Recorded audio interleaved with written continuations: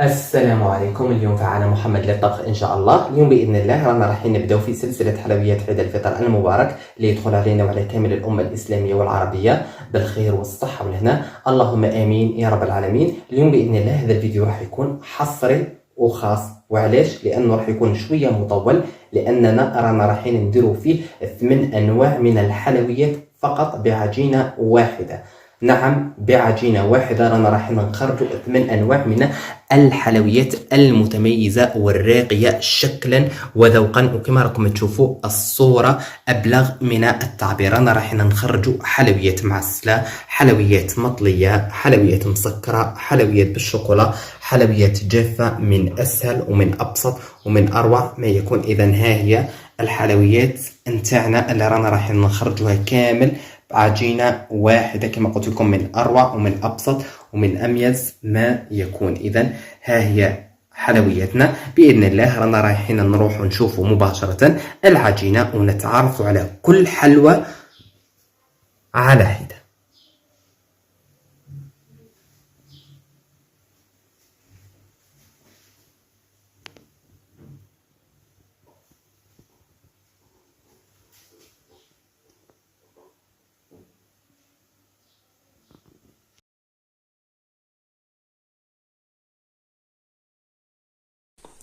إذا راح نبدأ مباشرة في العجينة تاعنا. إذا بالنسبة للعجينة تاعنا نحتاج فيها المقادير التالية.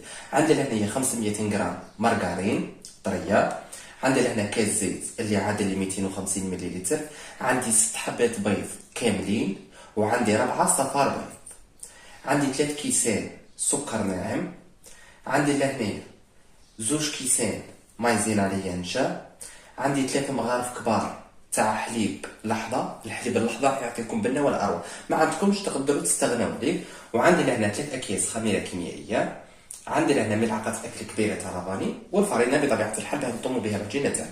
مقادير ولا أسهل، والنتيجة تاع هذه العجينة راح تكون رائعة. إذا مباشرة نحط في الإناء تاع الباتور تاعي المارغرين تاعي اللي هي 500 غرام. اذا بعد ما حطيت ال 500 غرام تاع المارغرين، عندي لهنايا كاس تاع زيت راح نحط فقط نص كاس فقط. نص كاس باش يعاون لي المارغرين تاعي تخدم لي بسرعه. اذا ونشغل الباتور.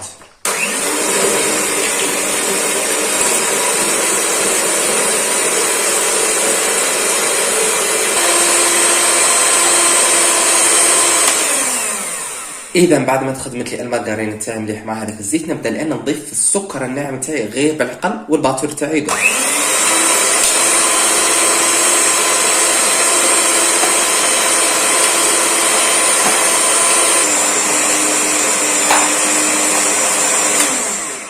بعد ما كملت كامل الكميه تاعي تاع السكر، راح نضيف الان الكميه تاعي تاع الزيت، هذاك النص كاس، ونخلي كذلك الخليط تاعي يزيد يدور.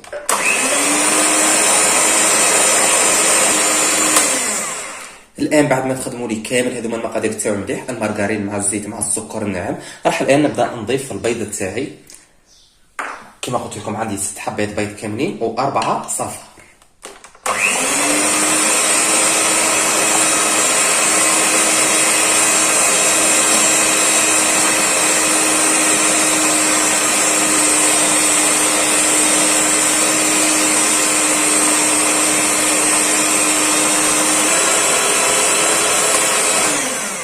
بعد ما ولا لي الخليط تاعي كريمي، راح نضيف الان 3 ملاعق اكل تاع حليب يكون غبره، وعندي ملعقه اكل تاع لافاني اما السائله او اللي تكون ليكيد. فقط الحليب تاعي نحاول انني ندخله في الخليط باه يعني كي يبدا يتخلط لي مش راهو رايح يتنثر.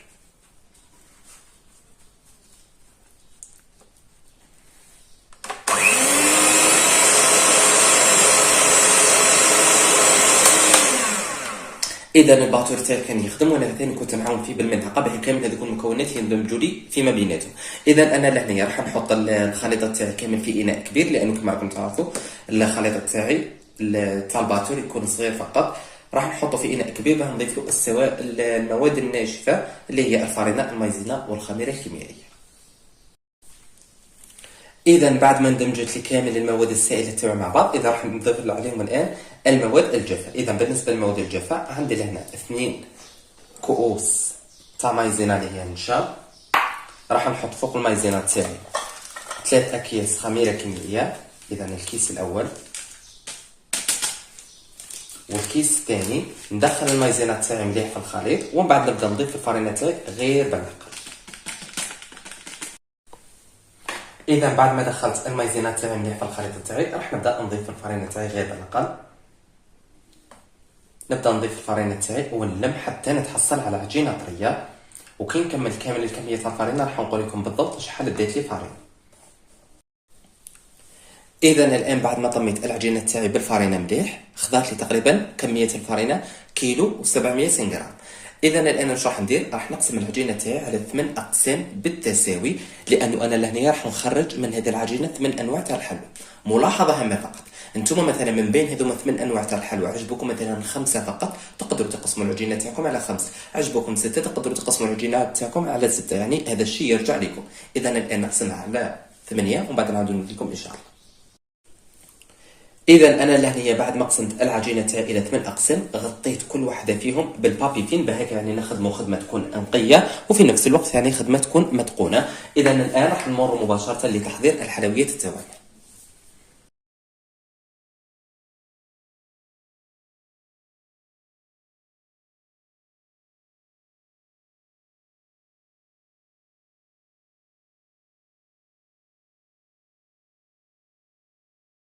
اذا بالنسبه للحلوى تاعنا الاولى اللي رانا راح نبداو فيها على بركه الله، اذا حلوه الجلجلاني. اذا بالنسبه للجلجلانيه عندي انا هذوما الزوج ليمون تاوعي، عندي قطعه من العجين وعندي كميه من الجلجلان. واش نبدا ندير؟ نحكم كريه من العجين نغطسها مليح في الجلجلان، نحاول هذاك الجلجلان ندخله للداخل وكذلك نغلف به العجينه تاعي من برا، ومن بعد مباشره نحاول انني نضغط عليه مليح، ومن بعد مباشره نبسطو في ليمون. فقط كي نبسط العجينه تاعي لازم نخلي ثلث، يعني نعمر 3/4 ونخلي ثلث. انا راح نعمر ليمون تاعي في 2 ومن بعد نعاود نقول لكم ان شاء الله. اذا انا لهنايا بعد ما كملت شكلت كامل الحلوى تاعي في ليمون، واش راح ندير؟ راح نمر مباشره طريقه الطهي. اذا بالنسبه للطهي عندي لهنا سنيوه تاعي كنت دهنتها بالزيت، وانا لهنايا مش راني راح نطيب الحلوى تاعي بهذا الشكل، انا راني راح نقلب ليمون تاعي. وعلاش؟ لانه لو كان نطيبها بهذاك الشكل في الوسط راها رايحه تنتفخ لي والسطح ما يجينيش مستوي، الحبه تاعي راح تقعد تميل لي. ولكن بهذه الطريقه السطح تاع الحبه تاعي من التحت راح يجيني مستوي، راح يجيني بلا مع الصينيه. اذا انا لهنا راح نطيبها بهذه الطريقه على درجه حراره 180 درجه تقريبا مده ربع ساعه. بعد مرور ربع ساعه راح نقلب ليمون تاعي عادي ونخليهم كذلك يزيدوا يطيبوا لي من 5 دقائق حتى 10 دقائق. المهم يكتسبوا لي اللون الذهبي فقط من الفوق، ونعاود نولي لكم ان شاء الله. اذا انا لهنا بعد ما طابت لي حلوه الجلجلانيه تاعي وكتسبت لي هذا اللون الذهبي من الفوق ومن التحت كما راكم تشوفوا، لهنا الحلوه تاعي خليتها تبرد في المول تماما لانه الحلوه تاعي تجيب بزاف هشيشه. لهنا عندي كميه من العسل، هذا العسل اللي كان سبق وقدمته لكم في القناه، وباذن الله راح نحط لكم الرابط تاعو اسفل لا فيديو. العسل تاعي لهنايا راه دفيته، الحلوه تاعي راها بارده والعسل تاعي راهو دافي. نحكم الحلوه تاعي ونعسلها. بعد ما نعسل الحلوى تاعي نخليها تشرب لي هذاك العسل مليح تقريبا مده ساعه، ومن بعد نزينها في الوسط بالمربى. المربى نقدر نزيد له الالوان كما حبيت، نقدر نزيد له لا باتارون تاع الفريز او لا باتارون تاع البيستاش، لا باتارون تاع البنان، او نقدر نستخدم فقط الملونات اللي تكون جافه نضيفهم للمعجون تاعي باه يعني نتحصل على الوان في الجلجلانيه تاعي. اذا انا لهنا راح نعسل الجلجلانيه تاعي كامل ومن بعد نزينها ونعاود نوري لكم ان شاء الله باش تكون جاهزه مباشره في صحن التقديم. اذا ها هي حلوه الجلجلانيه تاعنا جاهزه امامكم مباشره في صحن التقديم. اذا بعد ما عسلت الجلجلانيه تاعي زينتها في الوسط بهذاك المربى فقط. لهنايا درت له اذواق، كما لهنايا درت له باتارون بذوق البيستاش، لهنايا درت له باتارون بذوق الفراوله، ولا هنايا درت له باتارون بذوق الموز، وانا تحصلت على هذوما الالوان الرائعه. وانتم كما قلت لكم تقدروا ديروا له فقط الملونات الغذائيه العاديه، او بامكانكم ديروا له فقط المربى كما هو. فقط انا لهنايا راح نقسم لكم باه تشوفوا الجلجلانيه تاعي كيفاه تجي الطراوه تاعها. اذا بهذه الطريقه وانا تحصلت على احلى واروع جلجلانيه بعجينه واحده، خرجنا عده انواع. اذا ها هي الجلجلانيه تاعي. راح نمر الان مباشره للوصفه المواليه.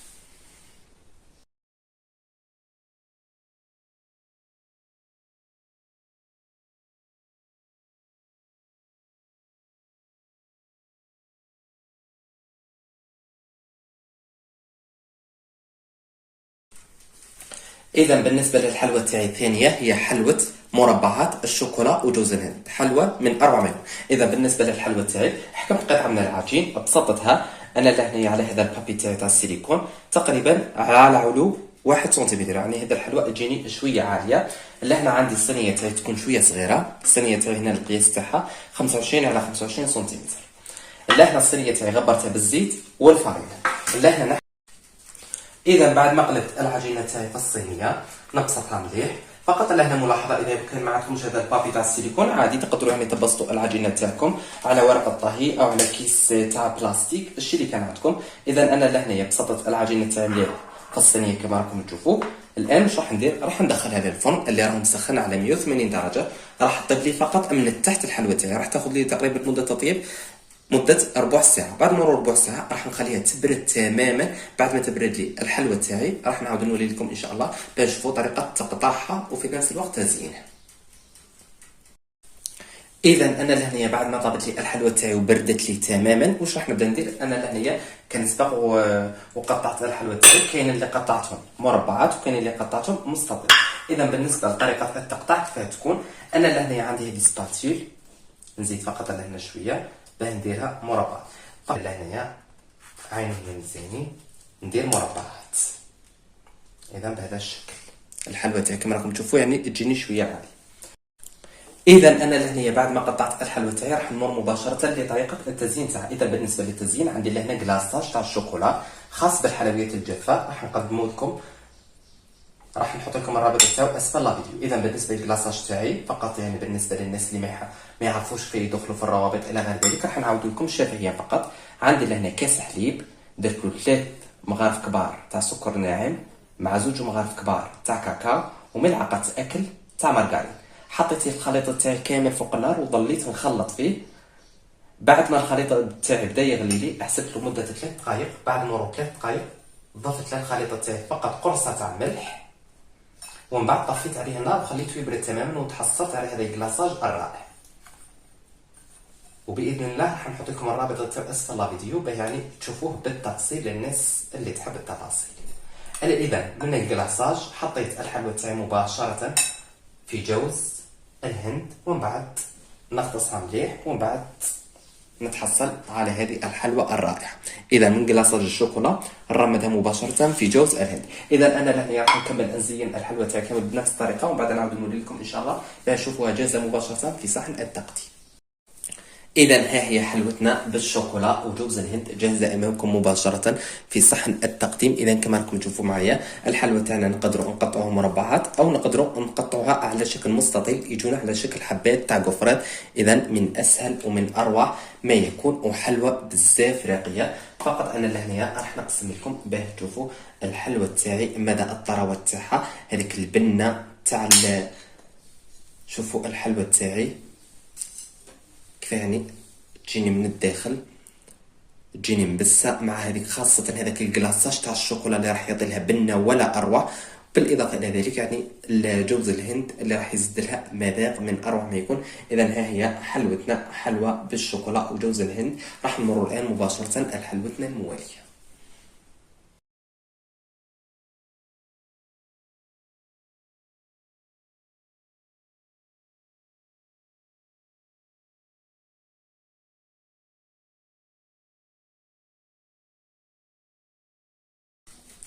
اذا بالنسبه لحلوتنا الثالثه هي حلوه مثلثات بالكاكاو. اذا بالنسبه للحلوه تاعي حكمت العجينه تاعي ابسطتها عادي على هذا البابي تاع السيليكون. والان واش راح ندير؟ راني رايح نقطعها الى مثلثات. فقط العجينه تاعي لهي تكون شويه عاليه تقريبا تكون على ارتفاع 0.5 يعني نص سنتيم حتى لواحد سنتيم، يعني ما كان حتى حرج. فقط هي اذا كان عندكم نتوما الطابع تاعكم تاع المثلثات عادي، يعني ما فيش هذا التشرشيف، يكون احسن. فقط انايا استخدمت هذا. اذا بهذه الطريقه، اذا انا لهنايا راح نكمل نشكل كامل الحلوى تاعي بنفس الطريقه، ومن بعد نحطها في الصينيه ونعاود نوري لكم ان شاء الله. اذا انا لهنايا بعد ما شكلت الحلوى تاعي حطيتها في صينيه. الصينيه تاعي بطبيعه الحال كنت دهنتها بشويه بكميه من الزيت. والان واش راح ندير؟ راح ندخل الحلوى تاعي للفرن. الفرن تاعي راه مشغل على 180 درجه، راح تاخذ لي مده تطيب تقريبا مده 10 دقائق فقط. راح تطيب لي فقط من التحت. وملاحظه فقط، لازم نبعدوا بين الحلوى تاعنا ما بين الحبه واختها، لانه كما تعرفوا العجينه تاعنا فيها الخميره الكيميائيه. راح نطيب الحلوى تاعي ومن بعد نعاود نوري لكم ان شاء الله باش نشوفوا طريقه التزيين تاعها مع بعض. اذا انا لهنا بعد ما طابت لي الحلوى تاعي واكتسبت لي هذا اللون الذهبي من الاسفل، انا لهنا واش عندي لهنا خليط من المعجون والعسل. راني رايح نغطس في الحلوى تاعي ومن بعد نغطسها مباشره في الكاوكاو. عندي لهنا كميه من الكاوكاو محمص ومرحي. الكاوكاو تاعي فقط مرحي شويه يكون متوسط. الكاوكاو تاعي محمص بقشور، يعني لهنا عندي كميه من الكاوكاو بقشور. اذا رمت فيه الحلوى تاعي ومن بعد نحطها جانبا. بعد ما رمت الحلوى تاعي واش راح ندير لها؟ راح ندير لها فقط زيكزاك بالشوكولا. نحكم الشوكولا تاعي نذوبها ومن بعد نحطها في بوش وندير بها زيكزاك فقط من الفوق.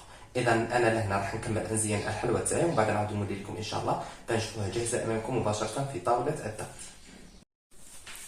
اذا ها هي حلوتنا جاهزه امامكم مباشره في صحن التقديم. اذا انا الحلوى تاعي بعد ما نشفت لي زينتها بزيكزاك تاع الشوكولا، وفي الاخير كامل زينتها برش فقط تاع السكر ناعم. يعني حكمت السكر ناعم ودرت لها رشه خفيفه فقط تاع سكر ناعم. اذا الان فقط راح نقسم لكم باه تشوفوا حلوتنا يعني كيفاه تجينا حلوه، تجي معسله وتجي كذلك هشيشه. يعني العجينه هذه يعني تجي بزاف مرمله مع ذاك البنه تاع العسل والمربى وهذاك الكاوكاو المحمص، وفي الاخير كامل مع هذيك اللمسه تاع الشوكولا والسكر الناعم راح تجي حلوه من اروع ما يكون. اذا راح نمر الان مباشره لحلوتنا المواليه.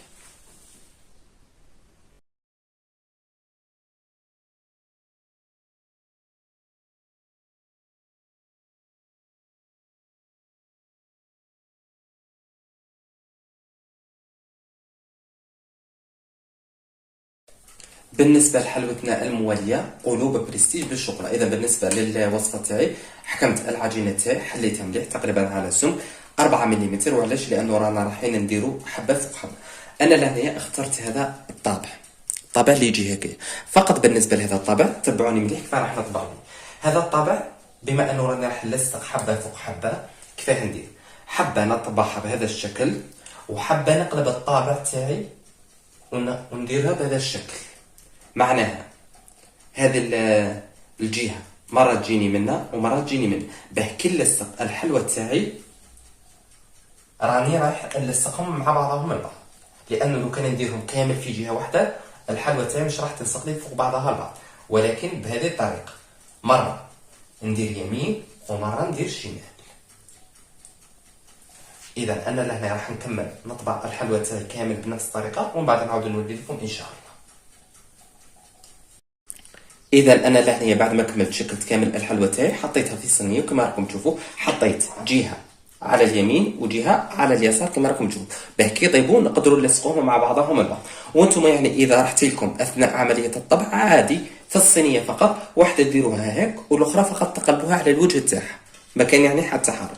اذا الان ندخل الصابلي تاعي يطيب لي على درجه حراره 180 درجه، راح ياخذ لي مده تطيب تقريبا مده 10 دقائق فقط، ومن بعد نخرجه ونخليه يبرد ومن بعد نعاود نولي لكم ان شاء الله باش نشوفوا طريقه التزيين تاعو مع بعض. اذا انا لهنايا بعد ما طابوا لي القلوب تاعي لصقت كل اثنين مع بعض. اذا كما راكم تشوفوا لصقتهم عادي فقط بالمربى. لهنا فقط واش راح نحكم كميه من المربى ندهن به كامل الاطراف تاع الحلوى تاعي ومن بعد نرمدها في الكاوكاو اللي كنت حمصته مرحي، كاوكاو محمص ومرحي بقشور.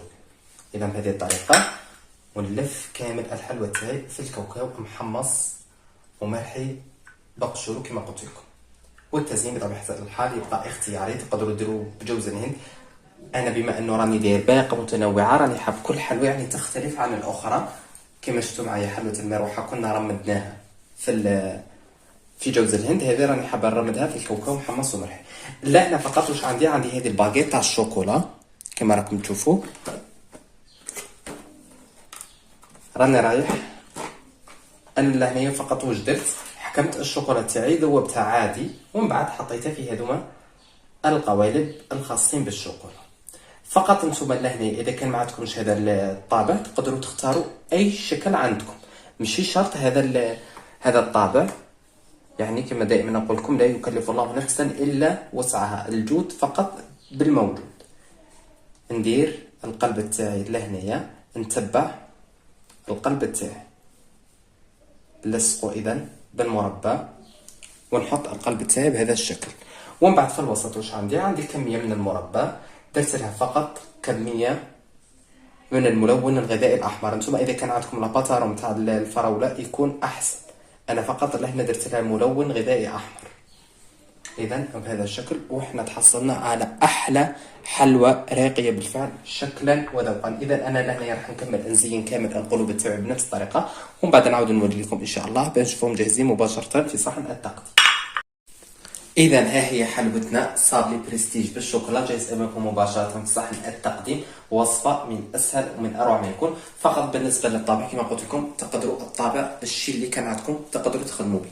فقط انا لهنايا راني راح نقسم حبه امامكم باه تشوفوا الطراوه تاع الحلوى تاعي. تجيني هذيك الطبقه من الفوق تاع الشوكولا شويه قاصحه، ومن بعد العجينه من اسهل ومن اروع ما يكون، عجينه تجي تذوب في الفم.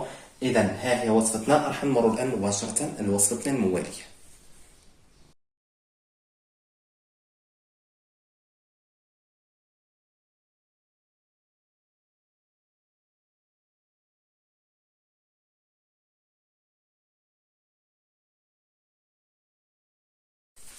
اذا بالنسبه لحلوتنا المواليه هي حلوه هليلات مسكرين. اذا بالنسبه للهليلات تاعي حليت انا لهنايا العجينه تاعي تقريبا نحلها على سمك 1 سنتيمتر.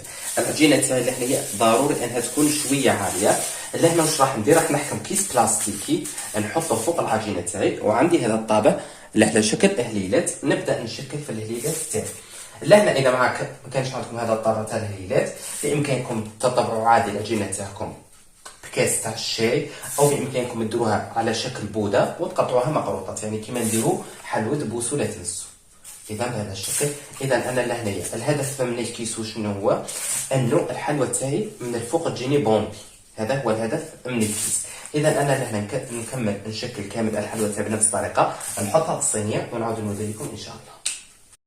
بعد ما كملت شكلت كامل الهليلات تاعي حطيتهم في الصينيه، والان راح ندخلهم للفرن اللي راهم شغال على 180 درجه كما العاده.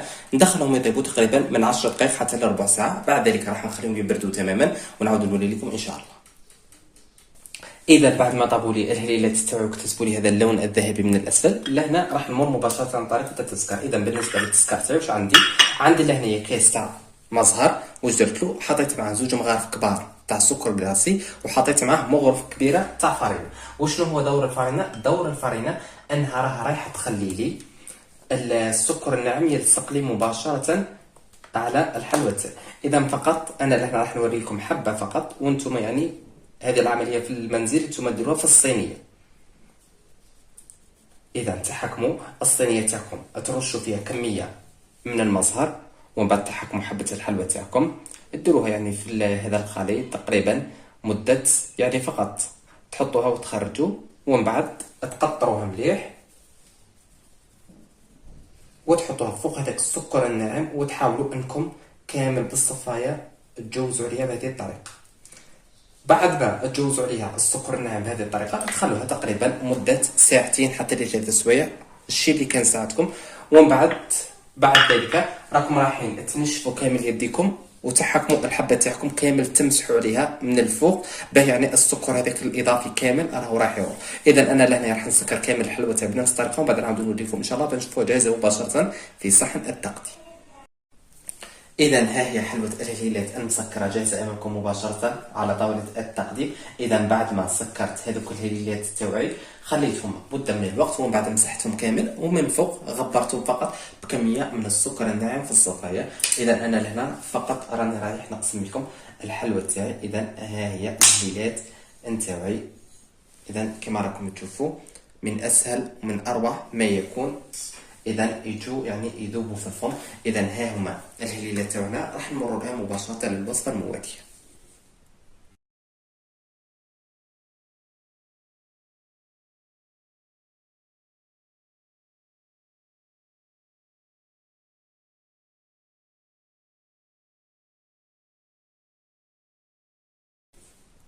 اذا حلوتنا المواليه راح تكون حلوه فيريرو الشهر. اذا بالنسبه للحلوه تاعي عندي لهنا قسم من العجينه، وعندي لهنا الحشو تاعي. بالنسبه للحشوج عندي نص كيس تاع كاوكاو محمص ومرحي، بالاضافه الى ذلك عندي نص كيس تاع حلوه الترك، ولميت الخليط تاعي بخليط من العسل والمربى.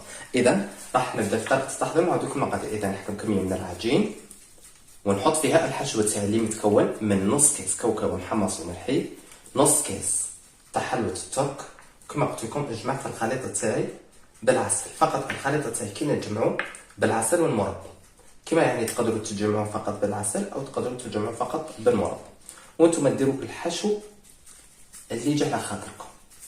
اذا انا لهنايا بالنسبه للعجينه ديت تقريبا كميه 15 غرام، والحشو تقريبا كميه 7 غرامات. اذا ونشكل كريات بهذه الطريقه. اذا انا لهنا راح نكمل نشكل الحلوى تاعي كامل بنفس الطريقه، نحطها في الصينيه وبعد نعاود نوري لكم ان شاء الله. اذا انا لهنا بعد ما كملت حشيت كامل الحلوى تاعي وكورتها بهذه الطريقه. اذا حطيتها في السنيوه تاعي مدهونه بالزيت بطبيعه الحال، وبعدت ما بين كل حبه وحبه لانكم تعرفوا العجينه تاعنا فيها الخمير الكيميائي. اذا انا لهنا الفرن تاعي راه مشغل من 150 حتى 180 درجه. راح اطيب لي الحلوى تاعي فقط من التحت تقريبا مده 12 دقيقه. بعد مرور 12 دقيقه تكون طابت لي الحلوى تاعي، نخليها تبرد تماما، ومن بعد نعاود نوري لكم ان شاء الله باه نشوفوا الكلاصاج تاعنا اللي رانا رايحين ناكلوا به الحلوى تاعنا مع بعض. بعد ما طابت لي الحلوى تاعي واكتسبت لي هذا اللون الذهبي من التحت ومن الفوق، يعني فقط من الفوق، شعلت لها شويه فقط مده 3 دقائق، خذت لي فقط هذاك اللون تاع التحمير باه الحلوى تاعي تجيني ناشفه من الفوق. اذا انا لهنا حكمت كميه من الشوكولا ذوبتها على حمام مائي. الشوكولا تاعي واش راني راح نضيف لها؟ راني راح نضيف لها كميه من الكاوكاو محمص ومرحي. اذا بالنسبه للغاناش تاعي عندي لهنا كميه من الماء الساخن، راح ندير لها تقريبا ملعقتين، ونخلط الغاناش تاعي باش الشوكولا تاعي كومام يعني ما تجينيش ثقيله بالبزاف كي نحطها فوق الحلوى تاعي، حتى اللون تاع الشوكولا تاعي راه رايح كامل يتغير لي ويولي لي يبرد. في هذه المرحله راح نضيف عليه كميه من الكاوكاو كما قلت لكم محمص ومرحي. اذا انا لهنا بعد ما خلطت هذاك الكاوكاو تاعي مليح مع هذيك الشوكولا، فقط لهنا اذا شفتوا الشوكولا تاعكم جمدت عادي ترجعوا الخليط تاعكم فوق النار. اذا بهذه الطريقه نقطر الشوكولا تاعي مليح هذاك الزائد، ومن بعد مباشره نحطها فوق الطابي تاعي. انا لهنا استخدمت هذا الطابي تاع السيليكون، انتم بامكانكم يعني تستخدموا فقط كيس بلاستيكي باه يعني تضمنوا بلي الشوكولا تاعكم مش راها رايحه تلصق لكم. اذا انا لهنا راح نكمل نزين كامل الحلوى تاعي بنفس الطريقه، ومن بعد نعاود نوري لكم ان شاء الله باش تبقى جاهزه مباشره في صحن التقديم. اذا ها هي حلوه الفيريرو تاعنا جاهزه امامكم مباشره في صحن التقديم. كما شفتوا معايا وصفه من اسهل ومن ابسط ومن اروع ما يكونش. في هذوك الحبيبات من الفوق تاع الكاوكاو مع الشوكولا من اروع ما يكون. فقط انا لهنا راح نقسم لكم باه تشوفوا القوام تاع الحلوى تاعي، بالاضافه الى ذلك يعني الحشو اللي كنا درناه في الوسط وهذيك القرمشه من الفوق تاع الكاوكاو. اذا هذيك الطبقه الفوقانيه تجيني مقرمشه، ومن الداخل شوفوا ديك الحشو حلوة الترك مع الكاوكاو مع المعجون مع العسل من اروع ما يكون. وهذيك العجينه تجيني بزاف هشه بالاضافه الى ذيك القرمش من الفوق تاع الكاوكاو. وصفه من اروع ما يكون. اذا راح نمر الان مباشره لوصفتنا المواليه.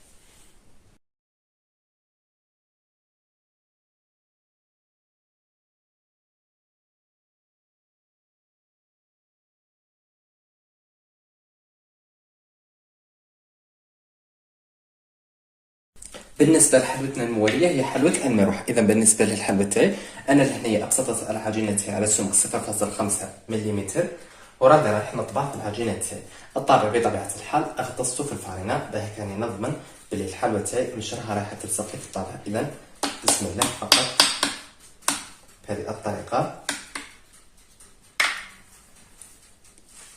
وانا تحصلت على احلى حلوه تاع مروح. اذا انا لهنا راح نحط الحلوه تاعي كامل في الصينيه ومن بعد نعاود نوري لكم ان شاء الله. اذا انا لهنا بعد ما كملت شكلت كامل الحلوه تاعي حطيتها في الصينيه اللي كنت دهنتها بالزيت. اذا فقط بالنسبه للحلوه تاعي الطابع كي تطبعوا به دائما تغطسوه في الفارينه ومن بعد تطبعوا به الحلوه تاعكم باه الحلوه تاعكم ما تلصق لكمش في الطابع. الان راح ندخلها على درجه حراره 150 درجه. راح تاخذ مده التطيب تقريبا مده 10 دقائق فقط ومن بعد نخرجها ونعاود نولي لكم ان شاء الله باه نشوفوا طريقه تزيين الحلوه تاعنا مع بعض.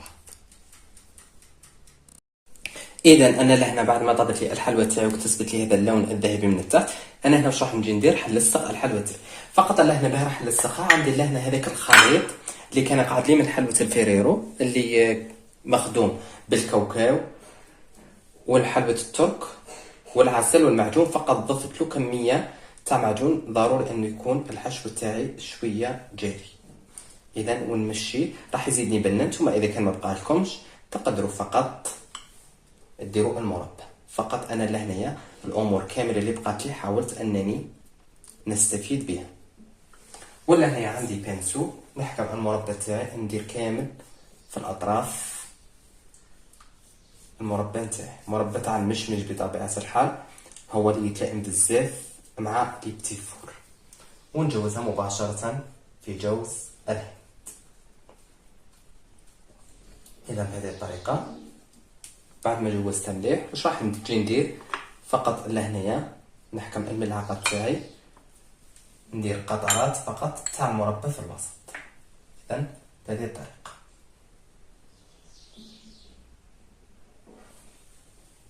اذا بهذه الطريقه وانا تحصلت على احلى حلوه مروح. اذا انا لهنا راح نكمل نشكل كامل الحلوه تاعي بنفس الطريقه ومن بعد نعاود نولي لكم ان شاء الله بنشوفوها جاهزه مباشره في الصحن التقديم. اذا ها هي حلوتنا صابلي المروحه جاهزه امامكم مباشره في صحن التقديم. اذا كما راكم تشوفوا ها هو الصابلي تاعنا مزين، الشكل تاعو ابقى هو من اروع ومن اسهل ما يكون. فقط انا لهنايا راح نقسم لكم حبه فقط باه تشوفوا الصابلي تاعي كيفاه يجيني مرمل. اذا بسم الله شوفوا الصابلي تاعي يتقسم بكل سهولة من أروع ما يكون. إذا ها هي حلوتنا. راح نمر الآن مباشرة لحلوتنا الموالية.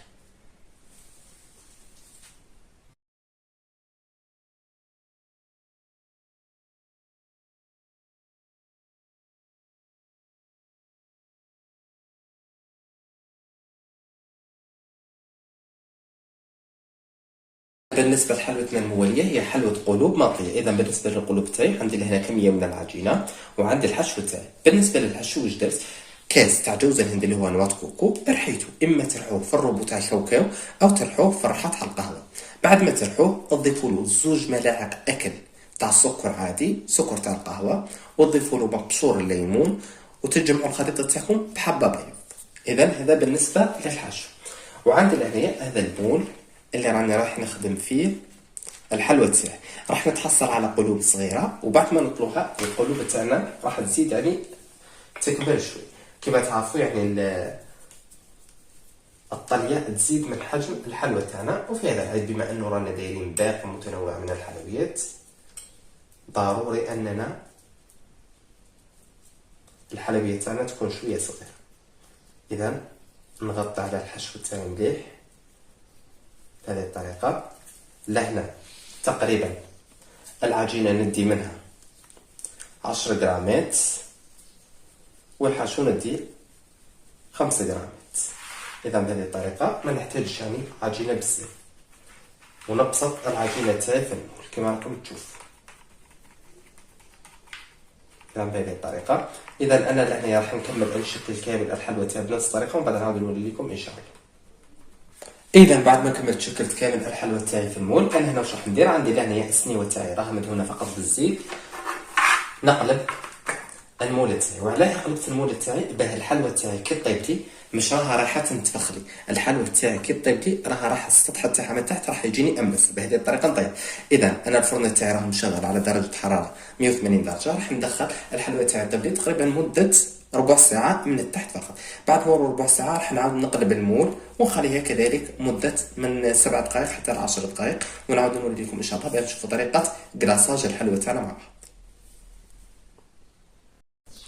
اذا انا لهنا بعد ما طابوا لي القلوب تاعو اكتسبوا لي هذا اللون الذهبي من الاسفل وكذلك من الاعلى، راح نمروا الان مباشره باه نطلقهم. اذا نحكم شوكه، نحط الحبه تاع بهذه الطريقه، ونحكم ملعقه تاع الطليه كان سبق وقدمت لكم في القناه باذن الله. نحط لكم الرابط تاعها اسفل لا فيديو، فقط نطلع لهنايا باه تبان لكم الصوره اوضح. اذا بهذه الطريقه، ونبدا نغلف في الحلوى تاعي.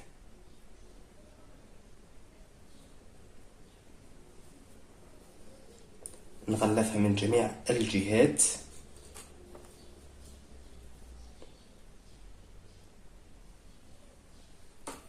اذا بهذه الطريقه كما قلت لكم الحلوى تاعنا صغيره، ولكن كي نزيدوا لها الطليه راه رايح الحجم تاعها راهو رايح يزيد.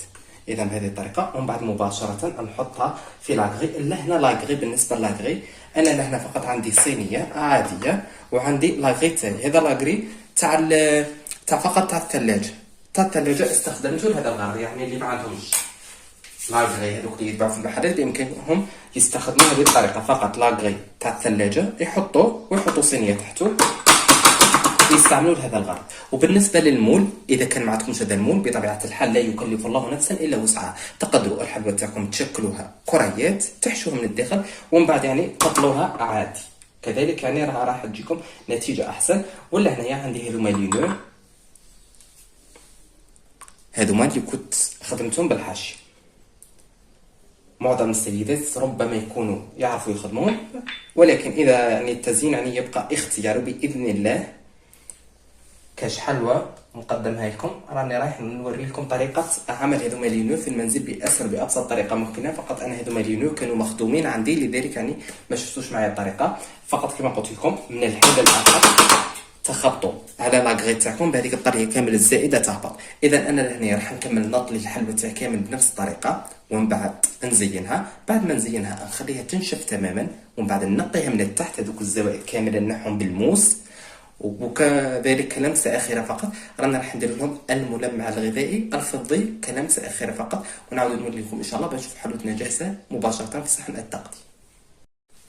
اذا ها هي حلوتنا القلوب المطليه جاهزه امامكم مباشره على طاوله التقديم. وصفه خطوه سهله وبسيطه. اللهنا كنت درتها باللون الوردي واللهنا باللون الازرق. اذا وصفه من اسهل ومن اروع ما يكون. وقلوب يعني يجوا صغار ويجوا يعني بزاف متحوفين. وكما قلت لكم اذا كان ما عندكمش هذاك المول بامكانكم فقط تشكلوا العجينه تاعكم على شكل كريات ومن بعد تطلوها عادي.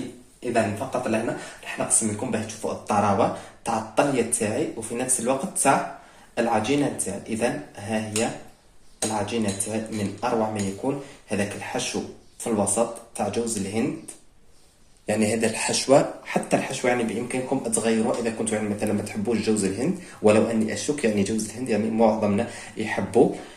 تقدروا تحولوها عادي بالحشو تاع الكاوكاو. وهذيك الطليه يعني تجيني بزاف طريه مع هذيك العجينه من اروع ما يكون. اذا ها هي حلوتنا جاهزه. اذا راح نمر الان باه نشوفوا كامل حلوياتنا جاهزين امامكم مباشره على طاوله التقديم.